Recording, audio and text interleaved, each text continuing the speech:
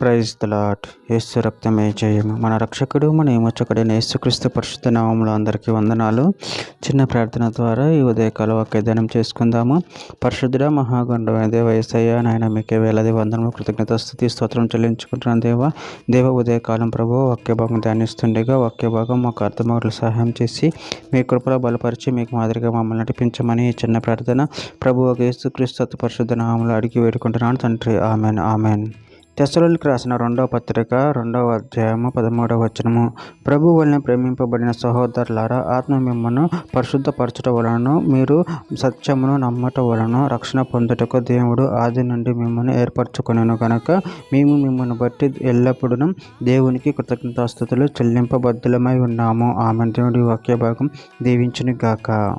ప్రభునందు ప్రియులారా, మనము ఇక్కడ వాక్య భాగంలో గమనించినట్లయితే, ప్రభు వలన ప్రేమింపబడిన సహోదరులారా, ఆత్మ మిమ్మల్ని పరిశుద్ధపరచడం వలన మీరు సత్యమును నమ్మట వలన రక్షణ పొందుటకు దేవుడు ఆది నుండి మిమ్మల్ని ఏర్పరచుకునేను కనుక మేము మిమ్మల్ని బట్టి ఎల్లప్పుడూ దేవునికి కృతజ్ఞతాస్తుతులు చెల్లింపబద్ధులమై ఉన్నాము.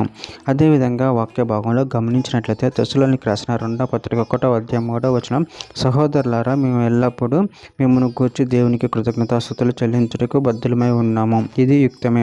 ఏలయనగా మీ విశ్వాసం బహుగా అభివృద్ధి పొందుచున్నది. మీ అందరిలో ప్రతి వాడును ఎదుటివాని ఎడల చూపు ప్రేమ విస్తరించుచున్నది. రోమీయులకు రాసిన పత్రిక 1వ అధ్యాయం 8వ వచనంలో, మీ విశ్వాసము సర్వలోకమును ప్రచురము చేయబడుచుండటను బట్టి మొదట మీ అందరి నిమిత్తము యేసుక్రీస్తు ద్వారా నా దేవునికి కృతజ్ఞతాస్తుతులు చెల్లించుచున్నాను.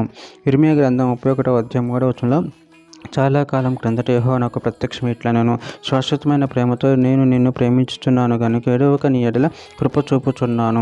కొలస్సీయులకు రాసిన పత్రిక 3వ అధ్యాయం 12వ వచనం, కాగా దేవుని చేత ఏర్పరచబడిన వారును పరిశుద్ధులను ప్రియులైన వారికి తగినట్లు మీరు జాలిగల మనసును, దయాళుత్వమును, వినయమును, సాత్వికమును, దీర్ఘశాంతమును ధరించుకొనుడి. యోహాను రాసిన మొదటి పత్రిక 4వ అధ్యాయం 10వ వచనంలో, మనము దేవుని ప్రేమించుతామని కాదు, తానే మనల్ని ప్రేమించి మన పాపములకు ప్రాయశ్చిత్తముండుటకై తన కుమారుని పంపెను. ఇందులో ప్రేమ ఉన్నది. చివరిగా ఒక మాట, ఎఫెసీయులకు రాసిన పత్రిక 2వ అధ్యాయం 8వ వచనం, మీరు విశ్వాసం ద్వారా కృపచేతనే రక్షింపబడి ఉన్నారు. ఇది మీ వలన కలిగినది కాదు, దేవుని వరమే. ఆమెన్.